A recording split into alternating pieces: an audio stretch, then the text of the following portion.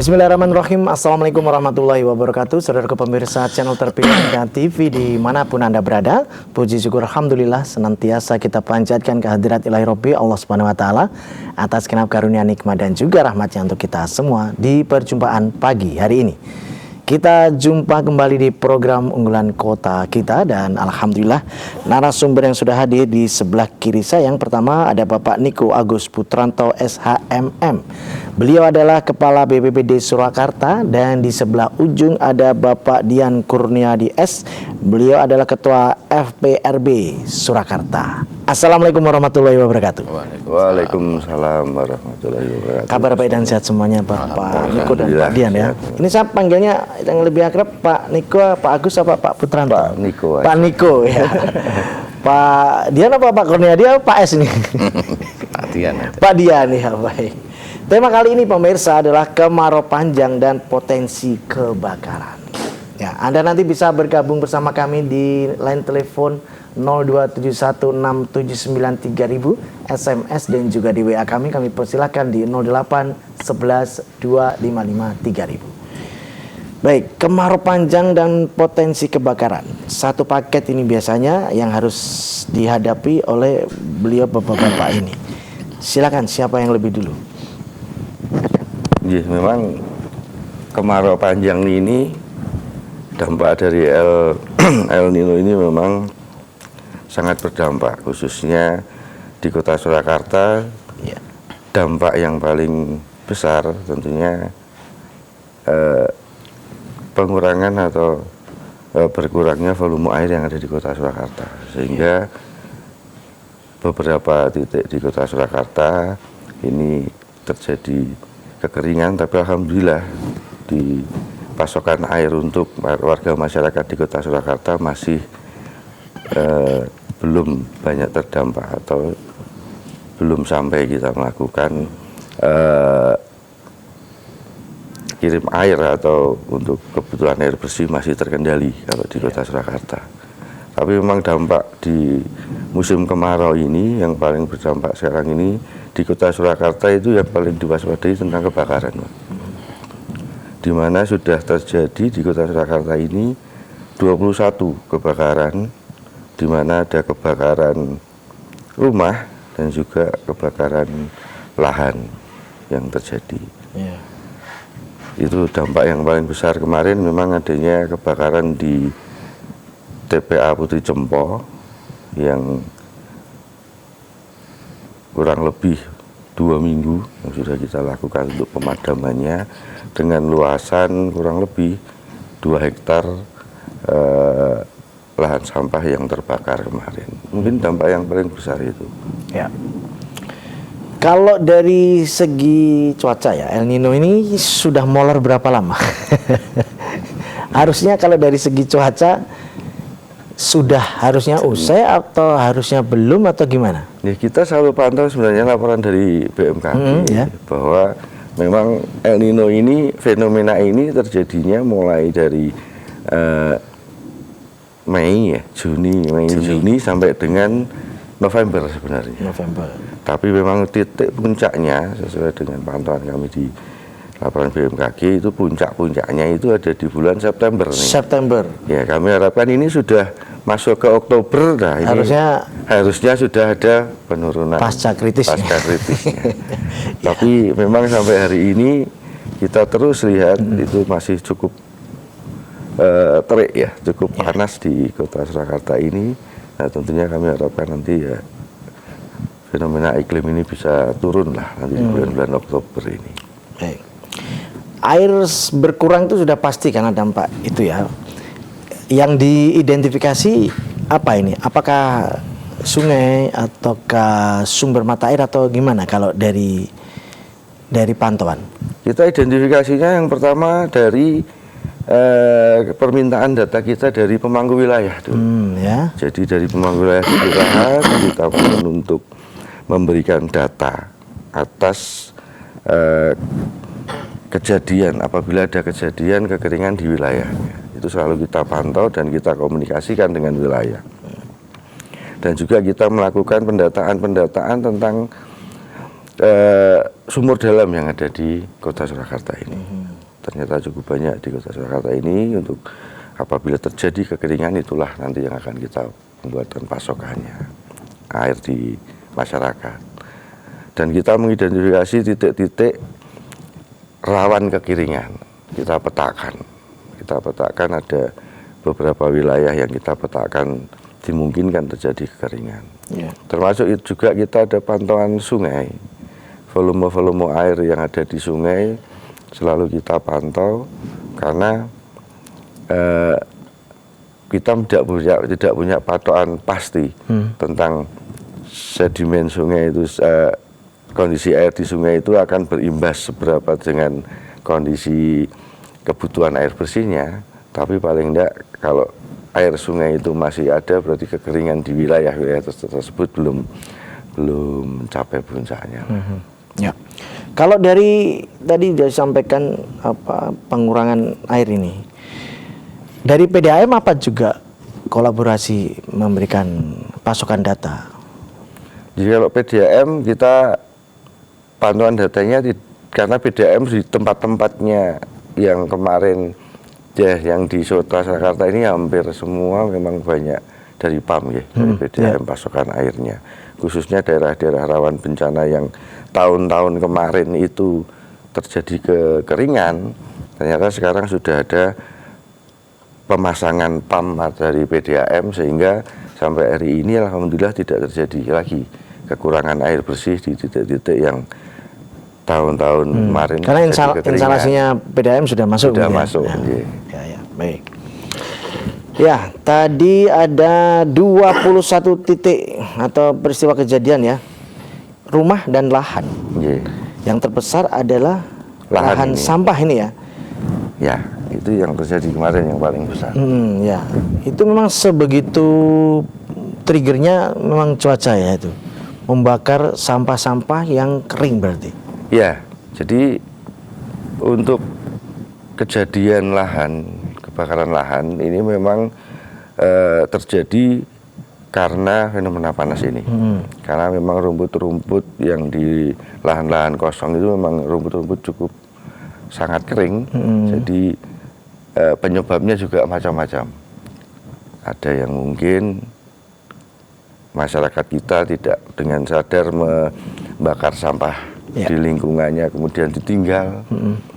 Kemudian juga mungkin ada baterai misalnya, baterai itu kena panas yang cukup tinggi sehingga terjadi ledakan sehingga menyebabkan itu. Termasuk juga di ilalang-ilalang yang kering itu dimungkinkan ada pergesekan antar ilalang yang menimbulkan adanya sumber api, sehingga banyak kejadian yang di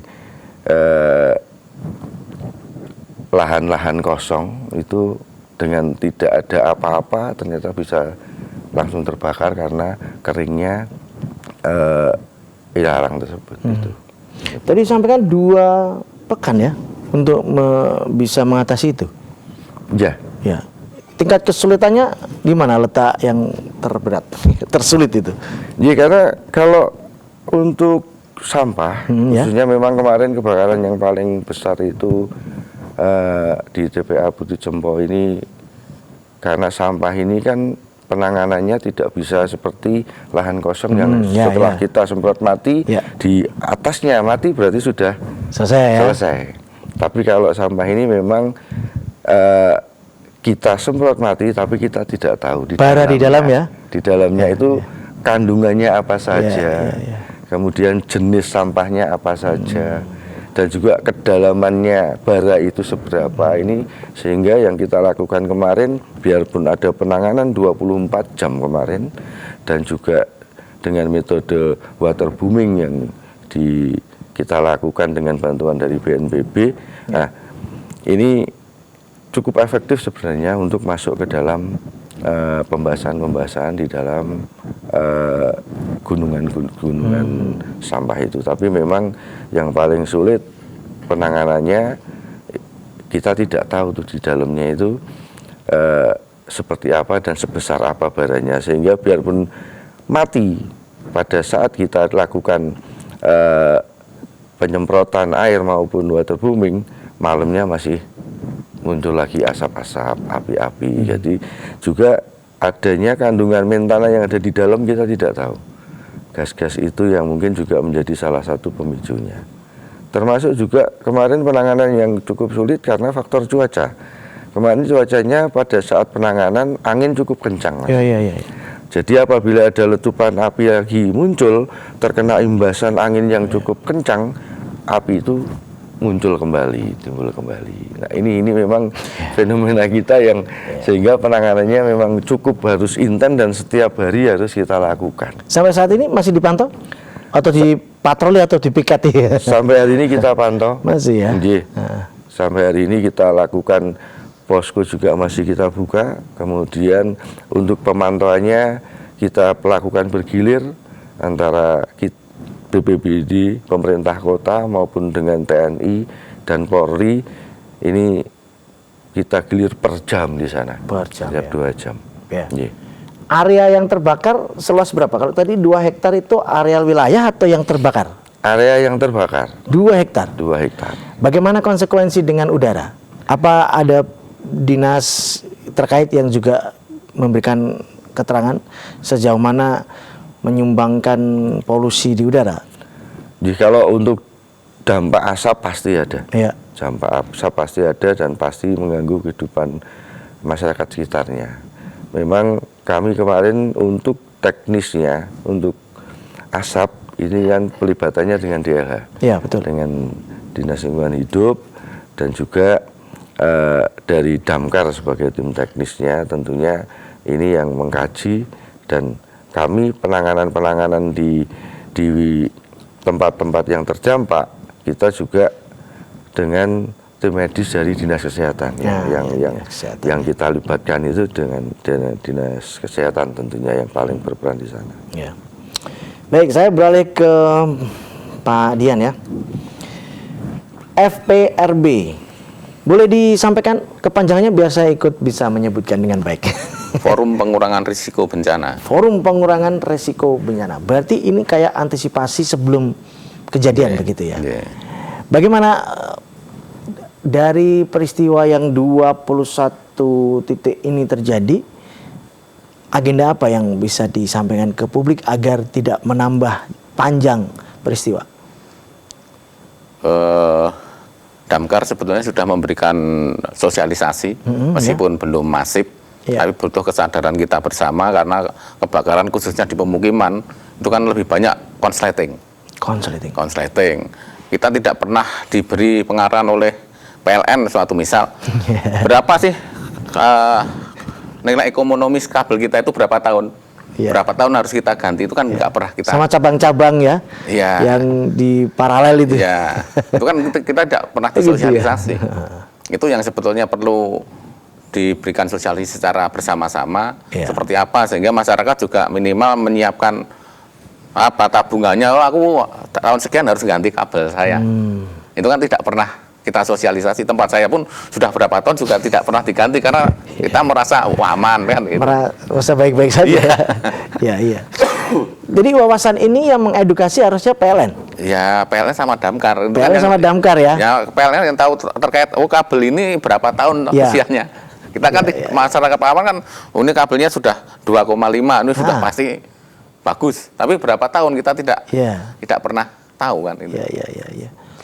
Lalu bagaimana untuk bisa menindaklanjuti edukasi kepada publik ini? Ya, kita cuma mengingatkan ke pihak PLN dan Damkar atau gimana? Pasti ke masyarakat masyarakat sekitar kita. Tinggal rumah ya kompor jangan nyala, suatunya seperti itu. Kalau apa namanya kabel itu kan yang stop kontaknya bertumpuk-tumpuk itu. Iya, betul. Masyarakat kadang kan lalai. Bisa jadi cas nggak kita cabut, itu kan bisa jadi panas kan kalau berapa tahun, apalagi cas yang sudah lama di stop kontak nggak dicabut kan, itu kan memicu, tapi kan kita nggak pernah sadar itu. Contoh yang tadi disampaikan oleh Pak Dian tentang usia kabel listrik ya, alat-alat elektronik, cara menyampaikannya gimana? Apa juga tahu apa divisi Bapak? Kalau kita kan hanya membaca dari literatur ya.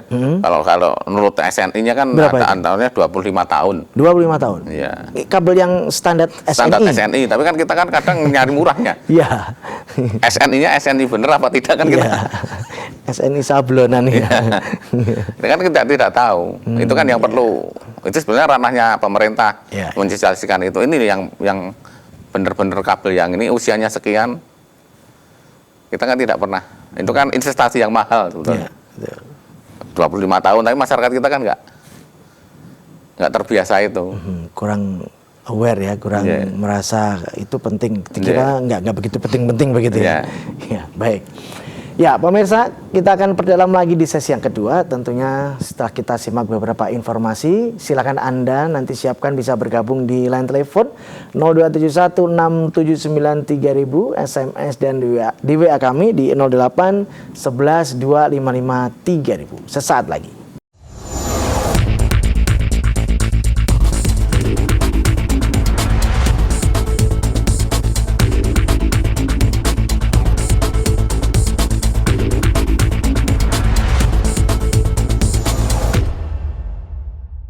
Ya baik, kami sampaikan terima kasih atas atensi dan kesetiaan Anda dalam program unggulan kota kita di kesempatan pagi hari ini. Masih bersama Bapak Niko Agus Putranto SHMM, Kepala BPBD Surakarta, dan bersama Bapak Dian Kurniadi S, Ketua FPRB Surakarta. Baik Pak Niko dan Pak Dian, tadi kan kita sudah singgung kebakaran di lahan pembuangan sampah. Ya. Setahu kita juga tanpa kebakaran pun sampah itu kan dibakar. Ya. Pengelolanya yang aman apa memang seperti itu atau gimana?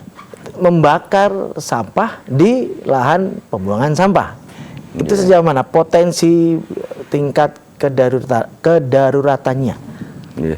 Memang sesuai ketentuannya di Kota Surakarta ini kan sebenarnya untuk membakar sampah di rumahan kan sudah tidak diperbolehkan. Di rumah tidak diperbolehkan. Tidak diperbolehkan. Baik, ya. Jadi karena semua, kepadatan hunian karena, gitu, ya? iya, mungkin salah satunya pertimbangan. Karena sekarang ini untuk sampah harus dibuang ke TPA. Jadi tidak ada pembakaran sampah di lingkungan. Sehingga apabila ada pembakaran sampah yang di lingkungan atau di masing-masing rumah tangga, ini tentunya yang berisiko untuk kejadian kebakaran yang dengan musim yang seperti ini, yang cukup panas ini memang sangat berisiko. Karena apa? Dimungkinkan juga pada saat kita membakar sampah yang sudah kita semprot seakan-akan itu mati, itu akan bisa hidup lagi. Pada saat kita tinggal ya? Kita tinggal itu bisa hidup lagi karena hembusan angin. Dan akan bisa berimbas ke lingkungan rumah kita misalnya. Itu kejadiannya ada kejadian di Kota Surakarta ini. Dan juga dimungkinkan masyarakat sekarang ini juga pada saat membakar sampah seakan-akan kecil yang kita bakar, tetapi ditinggal dan tidak perhatian lagi. Tidak tahu itu akan merembet. Perhitungannya cuman hanya satu lingkungan ini gitu, saja. Paling habis selesai gitu ya. Ternyata bisa berimbas ke lingkungan sekitarnya apabila kena hembusan angin. Ini memang yang terjadi kemarin begitu.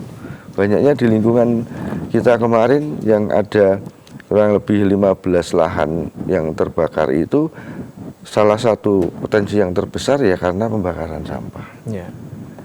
Dan juga kondisinya kalau sudah kering seperti ini, panas seperti ini, jarang sekali lahan itu dibersihkan. Lahan pembuangan sampah maksudnya gitu. Tidak hanya sama saja, tapi lingkungan halaman kita yang ada pohon-pohonnya pohon yang gugur-berguguran di bawah itu nggak pernah, jarang disapu, jarang dibersihkan, sehingga apabila ada petikan api cepat merembetnya itu. Gitu. Baik, ke Dian kembali. Ada program yang ke depan menilai dari peristiwa seperti ini, Pak Dian, dari pihak FPRB sebagai antisipasi ke masyarakat? Mungkin kita akan mengoptimalkan pentahelik. karena kita kan terlibat dalam kegiatan ini kan pentahelik, masyarakat, dunia usaha, media massa, perguruan tinggi dan pemerintah. Nah, mungkin kita akan bekerja sama di sana, termasuk mensosialisasikan tadi, termasuk SNI tadi. Mungkin kita akan ngobrol-ngobrol dengan PLN, dengan pemadam, termasuk krisis kesehatan pasca kebakaran, kemarau, itu ISPA dan lain sebagainya. Kalau tadi menambah tadi terkait dengan sampah tadi, sebetulnya DLH sudah membuat himbauan, meskipun belum dijalankan, bahwa masyarakat itu harus memilah sampahnya, sampah organik dan anorganik. Sehingga nanti ketika dibawa ke TPA sudah pilah-pilah, sebetulnya sudah seperti itu. Tapi mungkin praktek di masyarakat juga sulit, karena satu masyarakatnya sendiri, kedua mungkin juga terkait dengan truk pengangkut sampahnya. Apakah nanti kalau sudah dipilah diangkut sendiri-sendiri atau tidak? Itu kan mungkin seperti itu. Masyarakat masih numpuk dari satu ya. Saya masih sering lihat di satu titik gitu, trotoar lah gitu ya. Ada beberapa plastik ya. Mungkin itu sudah dipilah kan. Tapi masuknya juga satu bak truknya itu kan. Itu kan yang jadi repot. Nggak ada tulisannya padahal ya. Jadi itu terkait dengan sistem juga ya, sistem dalam penanganan sampah juga ya. Karena kalau dari tempat sampahnya kita beberapa titik lihat, kan ada 3 warna kan itu. Wah, itu. Pertanyaannya setelah dari situ gimana gitu ngangkutnya, ya? Kan, belum lagi di sananya seperti apa? Seperti apa? Saya juga tidak punya kepikiran sih ngintip dapur tempat lahan sampah itu kayak apa. Pikiran kita ya lihat dari jauh itu jadi satu sih, nggak ada tulisannya papan nama sampah kertas, sampah plastik, sampah apa itu belum pernah lihat saya. Atau mungkin yang sudah masuk sampai ke dalam bagaimana? Jadi satu. Jadi satu ya. Jadi satu ya. Baik.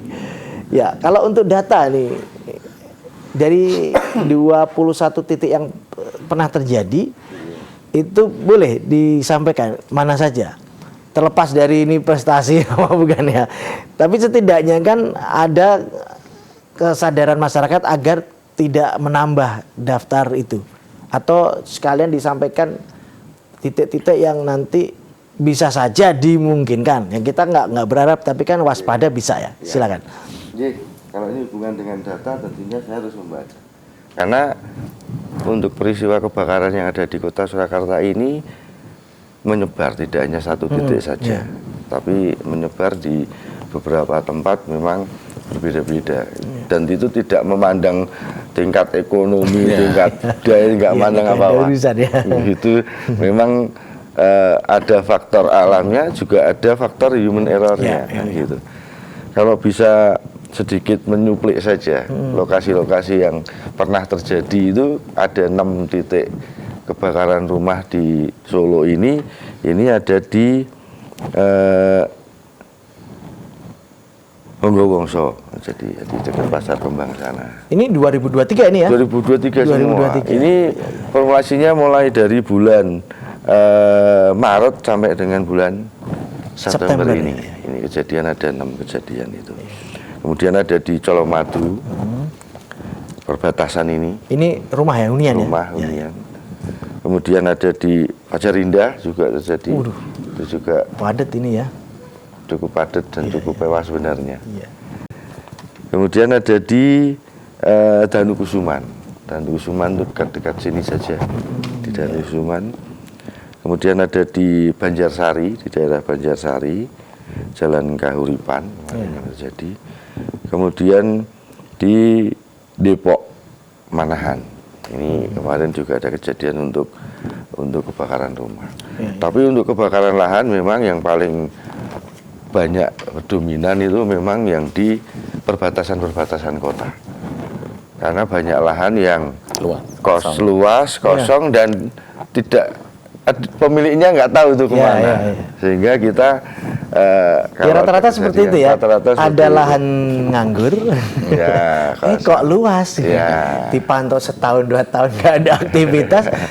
1, 2, 3 tumbukan itu menggunung tahu-tahu ya. Tahu-tahu banyak. rumputnya naiknya bisa setinggi semeter. Iya. Kemudian juga mungkin masyarakat juga membuang apa-apa jadi di sana kan gitu kemungkinan. Satu orang juga satu orang Nah, satu tiap hari. iya. Dalam 1 tahun tahu-tahu udah menggunung. Iya. Saya kan pernah lihat tahu di daerah perumahan kawasan di daerah Ngeringo juga sih. Iya. Ini sekarang sudah setelah dibersihkan, rata begitu, terus dipagir sekarang, Pak. Nah, harusnya seperti Berarti yang itu. punya ini sadar, waduh lahan saya terbuka, akhirnya dipagir. Iya. Itu memang yang paling besar Ya. potensinya di daerah-daerah perbatasan dan juga di daerah-daerah lahan kosong yang penghuninya tidak tidak di situ. Belum tahu mau dipakai apa ya. Ya, Dan terbuka, nggak ada pagarnya. Nah, itu. kebanyakan seperti itu. Ya kalau dari penanganan kebakaran begitu ya, taruhlah ada kebakaran, itu bagaimana? Apakah sampai juga ke ranah material imaterial begitu agar haruskah melibatkan dinas lain? Biasanya sejauh mana? Ya pasti kalau melibatkan dinas lain karena untuk pelaporan kejadian di Solo ini, nah, kalau kebakaran langsung ke Damkar. Damkar, ya. Iya. Dan BPBD akan selalu ikut di dalam supporting pasokan airnya. Pasokan airnya. Iya, jadi Airnya dari mana itu? hidran-hidran yang ada di Kota Surakarta. Berarti afiliasi dengan PDAM ya? Hidran itu kan? Iya. Ya. Dengan PDAM juga sudah komunikasi untuk pemakaian hidran apabila ada kebakaran yang terjadi. Itu sudah kita komunikasikan. Dan tentunya kita juga dengan dinas-dinas yang terkait apabila memang itu dampak dari asap kebakaran itu berdampak kepada masyarakat, tentunya juga dinas kesehatan pasti kita komunikasikan. Karena potensi paling besar untuk kesehatan masyarakat ini memang sesak nafas atau ISPA. Nah ini tentunya penanganan ini khususnya kebakaran ini menjadi tupoksi langsung dari Damkar. Dan apabila perlu ada perluasan atau akhirnya menjadi adanya gangguan kehidupan dan penghidupan masyarakat di lingkungannya dan berdampak besar seperti di Puncu Cempo ini, makanya ini jadi bencana kekeringan dan kebakaran yang ada di Kota Jakarta ini jadi tingkat kota. Nah ini penanganan seperti itu. Jadi terap-terapnya seperti itu. Kalau dari FPRB itu ada nggak sih semacam agenda taruhlah diskursus gitu membicarakan tentang potensi penanganan bencana agar tidak terjadi, misalnya sampah ini ya, melibatkan akademisi yang tadi disampaikan itu pernah diadakan atau belum? Belum Pernah ya? Kita paling membaca kajian-kajian yang lalu seperti apa kendalanya terkait tadi kebakaran lahan dan perumahan. Terkait dengan kemarau panjang, karena kita pasokannya PDAM itu mengandalkan dari Bengawan Solo. Dengan Bengawan Solo yang surut, berarti kan kita perlu penyediaan air baku yang bagus. Karena kita kan ada 2 di Semanggi dan di Njuruk itu kan lahannya di situ. Ketika Bengawan Solo tidak ada air, otomatis pasokan akan terganggu nanti. Warning dari PDAM kemarin kan maksimal sampai Oktober, Pak. Kalau itu nanti panjang karena warning dari Jepang dan Amerika ini akan panjang. El Nino-nya sampai dengan musim semi tahun depan kan. Gitu. Kalau di Indonesia pun juga akan berdampak panjang. Berarti kan November air bersih kita juga akan jadi kendala. Itu berarti kan kita perlu membuat usulan semacam membuat bendung gerak di sebelum Njuruk, di setelah Njuruk di IPA itu atau di Semanggi, sehingga pasokan airnya juga tercukupi. Pikir saya kan ini kan sangat penting karena dan ini kan pasti terjadi ke depan, pasti tingkat kepastiannya tinggi gitu kan, pasti akan terjadi. Kalau ini selesai gitu kan nggak mungkin terus nggak bakal lagi kan, karena ini mengingat perputaran musim ya kan. Maksudnya kami ini harus melakukan apa? Kan harus ada yang mengedukasi seperti itu. Setiap kalau ada di diskusi-diskusi kan ada menghasilkan semacam SOP mandiri bagi masyarakat apabila masuk ke musim yang dimaksud kan sudah siap begitu ya. Kalau kita mengedukasinya cuma membuat sumur resapan. Sumur resapan ya. Ya, karena kan kita sering ngambil air tidak pernah ngisi air kan. Eksploitasi ya. Yeah. Tapi jarang atau nggak peduli rehabilitasi itu nggak pernah ya. Ya, itu kan seperti di tempat tetangga kanan kiri kita kan biasanya airnya musim sekian masih deras, sekarang kan ngidir. Iya. Karena kan kita ambil terus tapi tidak pernah kita isi. Nah, kita mengedukasinya, monggo kita buat biopori, sumur resapan, sehingga ketika musim hujan, air juga masuk ke dalam tanah. Sehingga pasokan air baku kita di air dalam juga akan terjaga kan itu. Itu paling yang sering kita obrolkan itu. Di mana itu? Ya di media massa ya, di wedangan atau pas ketemu teman-teman itu kan paling ya, paling obrolkannya itu aja. Itu yang kalau itu diekspos ya, itu kan pasti ada yang mengkonsumsi kan peristiwa itu sehingga bisa mengambil manfaat dari obrolan yang ahli-ahli ini kan ya.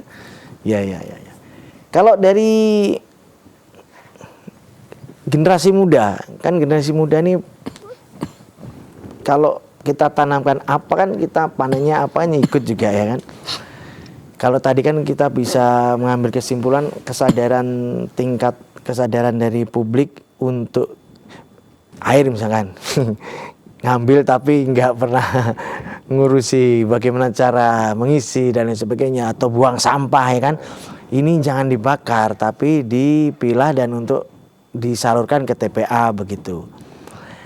Sudah ada gambaran nggak misalkan dari generasi penerus ini disampaikan itu agar nanti investasi ke depannya kita nggak kesulitan lagi.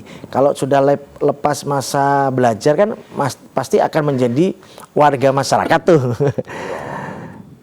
Kalau sudah terbekali kan pada saat dia jadi warga masyarakat seutuhnya, nah setidaknya kan investasi jangka panjangnya ke depan tidak yang kayak kemarin-kemarin begitu. Ada nggak yang sudah sampai ke arah itu? Gini Mas Tommy, kalau bicara tentang generasi muda sekarang ini memang satu potensi besar sumber daya kita. Sumber daya khususnya untuk perlindungan untuk lingkungan kita. Harus kita tanamkan itu. Makanya pada saat kita melakukan sosialisasi, pada saat kita melakukan komunikasi, kita pasti itu libatin pemuda. Pemuda memang khususnya kemarin yang masuk di dalam relawan-relawan muda kita. Oh ya, apa itu? Relawan muda kita tentang kebencanaan itu sangat banyak sekali. Ada nama wadahnya apa? Ada wadahnya, salah satunya FPRB ini. Oh, di situ larinya ya. Wadah FPRB ini, jadi FPRB ini adalah kita bentuk ini dari semua komponen-komponen baik relawan yang dikatakan pentahelik tadi, baik dari relawan, ada dari pemerintah kota, ada akademisi, kemudian ada dari media massa dan juga dunia usaha. Ini memang yang mereka-mereka yang peduli atas lingkungan kita nih. Iya, environmental ethic. Ya, yang peduli dengan lingkungan kita. Sehingga kita wadahin jadi satu dan menjadi mitra BPBD di dalam penanganan pengurangan risiko bencana. Makanya bukan berarti jadi rivalnya mboten. Tapi ini adalah partnership kita. Di mana jangkauan BPBD ini kan tidak mungkin masuk ke seluruh lini. Sehingga FPRB ini juga berperan besar karena di dalamnya anggotanya juga ada relawan-relawan muda ada di sana. Baik ada penggiat lingkungan, ada penggiat peduli sungai, ada relawan kebencanaan, dan bisa dipublikasikan melalui media massa, mass media di sana. Nah, ini memang kita terus pupuk itu. Sehingga generasi-generasi muda yang sekarang juga sudah mulai bergerak sesuai dengan minatnya dan niatnya mereka sendiri untuk menjaga lingkungan kita. Contohnya dengan adanya giat bersih sungai. Itu juga dipelopori relawan dari FPRB yang didorong oleh semua Kan warga. banyak tuh potensi-potensi komunitas Banyak pencinta sekali. alam itu kan luar Betul, biasa itu ya. banyak. Dan sekarang juga sudah bermunculan, sudah minta ke kita untuk menjadi anggota relawan di sini sebenarnya. Tapi memang aktivasinya sampai sekarang belum semua berjalan. Nah, nanti coba kita akan buat agar supaya seluruh potensi ini bisa bergerak bersama. Iya. Hanya itu. Dan juga sekarang ini banyak permintaan dari universitas-universitas sampai dengan TK malah. Ya. PAUD aja udah. Ya, betul. Jadi mulai dari PAUD, TK, SD, SMP, SMA sekarang sudah terdorong untuk meminta ke kita untuk mensosialisasikan kebencanaan dan juga pengenalan peralatan serta sosialisasi dampak lingkungan kita atas kebencanaan. Ini sudah mulai banyak permintaan. Ada kesadaran itu ya. Nah, ini berarti kan generasi muda sekarang ini sudah mulai peduli nih dengan bencana, karena memang harus ada kepedulian dari seluruh masyarakat. Ya, menanamkan mindset itu harus sejadi mungkin karena kalau Betul. sudah terlanjur dewasa pegang uang itu biasanya udah kalau udah pegang uang ini buang uang akhirnya. Iya, silakan. Kalau di edukasi sebetulnya sudah ada aturannya, meskipun belum dilaksanakan dengan baik. Ada namanya Satuan Pendidikan Aman Bencana. Mungkin di situ nanti termasuk bagaimana pengurangan risiko bencana. Semua pengurangan risiko bencana termasuk apa bencana yang di sekolah maupun yang di rumah mungkin bisa diajarkan di sana. Sehingga baik peserta didik di SD, SMA itu bisa berjalan di sana pengurangan risiko bencananya. Dan kita juga mendorong kepada perguruan tinggi untuk melakukan pengabdian masyarakat dan KKN tematik termasuk pengurangan risiko bencana. Jadi teman-teman yang KKN itu juga tidak sekedar tapi di masyarakat yang mau kita ini risiko bencananya seperti apa toh. Nah, ini akan lebih bagus sebetulnya. Ya. Baik Pak Niko dan Pak Dian, di penghujung perjumpaan kita kali ini ada yang bisa disampaikan sebagai kata kunci kepada masyarakat agar lebih sadar terhadap potensi-potensi kebencanaan ini, dan yang terpenting untuk bersikap itu harus bagaimana sudah bisa mengetahui begitu. Silakan. Saya mohon kepada seluruh warga masyarakat Kota Surakarta khususnya, mari kita bersama-sama budayakan sadar bencana sehingga fenomena El Nino ini, kekeringan ini dapat kita atasi bersama dengan slogan kita untuk menumbuhkan Solo tangguh bencana. Begitu, ya. Pak Dian, silakan. Ya, kita sebetulnya harus sadar bencana bahwa kita hidup adalah di kawasan risiko bencana. Indonesia adalah supermarket bencana, sehingga kita harus selalu waspada, minimal kita diri sendiri, keluarga meningkatkan kapasitas masing-masing, karena golden time dalam bencana itu diri sendiri, keluarga, dan orang di sekitar kita yang lebih utama. 2% itu tergantung tim penolong. Kalau kita menunggu tim penolong sudah hilang semua nanti. Momen soalnya ya. Iya. Ya, baik.